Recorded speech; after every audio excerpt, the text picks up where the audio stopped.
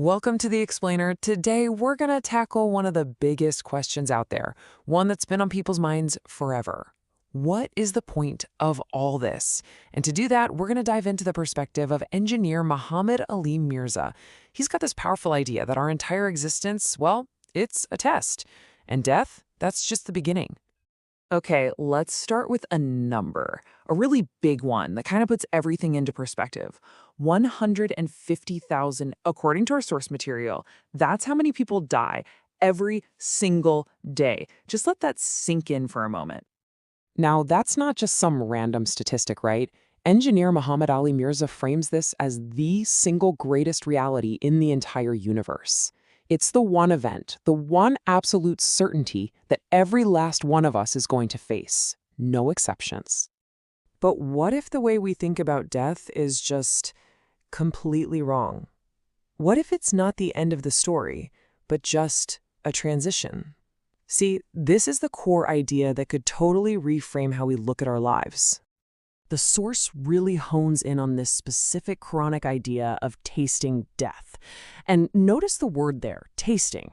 It's not about a final, permanent end. No, it's presented as something else entirely, like a brief phase, just a momentary experience before a whole new, eternal life kicks off.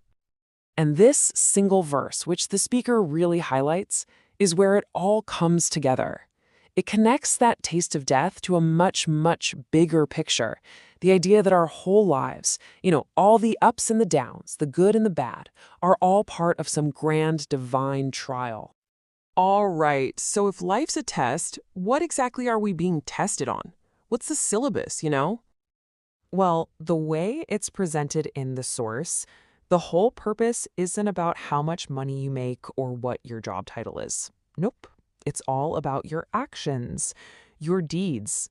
The entire point of this life is to see which of us is, well, best indeed. And this sets up a really powerful way of looking at things. Think of this world as just a temporary examination hall. The challenges we face, those are the test questions. And our final grade, our result, that gets delivered in the hereafter. And here's the crucial part. Any injustice we see in this life, the things that just don't seem fair, the promise is that all of that will be perfectly balanced out by divine justice on the other side. I mean, think about this for a second. It's a point the source makes very strongly. How could a court here on Earth ever deliver real justice for someone responsible for the deaths of millions? A single execution? That hardly balances the scales, does it? The argument here is that only a divine court in a hereafter could possibly deliver the kind of justice that's truly proportionate for such enormous crimes. Right, but this brings up a huge question, probably one you're thinking of right now.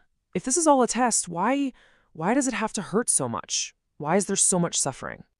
Well, according to the source, the answer is actually right there in that verse we looked at just a minute ago. It says we're tested with evil and with good. So both hardship, what's called evil here, and all the good stuff, prosperity. They're both just tools used in the test. We're being judged on how we react to both winning and losing. So from this perspective, suffering isn't just some random, meaningless cruelty. It's meant to be a catalyst. It's an event designed to kind of shake us up, to get us out of our comfort zones, and make us question the path we're on, and ultimately to nudge us back towards a more spiritual focus. This leads us right into another one of those classic philosophical debates. If this whole test is planned out and God already knows how it's going to end, then how much control do we really have? Where does destiny stop and our own free will start? The argument we're exploring makes a really sharp distinction here. On one hand, you have your circumstances, things you had no say in, like where you were born, who your parents are, what you look like. That's considered predestined or taqdeer, and your job is to respond to that with either patience or gratitude. But then you have your moral actions, your choices to be kind or cruel, to do good or evil. That's called ikhtiyar, and that is 100% your free will. That's what you're actually held accountable for. And this is a really vital distinction. The argument is that just because God has foreknowledge of what you will choose, it doesn't mean he forced you to make that choice. You are still the one making it, and because of that, you are still responsible for it. And a prophetic teaching is brought up to back this idea. The concept is basically that the more you choose a certain path, the easier that path becomes for you. So if you consistently choose to do good things, doing good just starts to feel more natural. And of course, the opposite is true as well. It's like your choices create their own momentum, easing you down the road you've already started on. So, what's the takeaway? How does this all come together? Well, this entire worldview is wrapped up in one final, really powerful analogy. I want you to imagine something. Imagine you've been pushed into a vast, deep ocean, and you didn't ask for it. It was completely against your will. I mean, think about it. You didn't ask to be born, right? You were just thrown into the reality of this world. And that sudden, disorienting feeling, that's what's being compared to being shoved into a deep, dark ocean. So there you are, in the water, just struggling to stay afloat. And on the shore, there's a guide who represents divine guidance, and he's yelling out instructions on how to survive, how to swim to safety.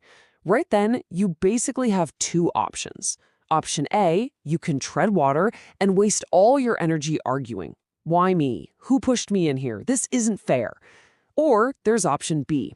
You can start swimming, following the instructions of the one person who actually knows how to get you back to shore. And that's the final question the source material really leaves us with. It frames our entire human experience as being about that one choice. Faced with the reality that we're here, in this ocean, is it more logical to get bogged down in unanswerable questions about why it all happened, or to follow the guidance that offers a clear path to safety and survival? It's a choice between arguing with the waves or swimming for the shore. Definitely something to think about.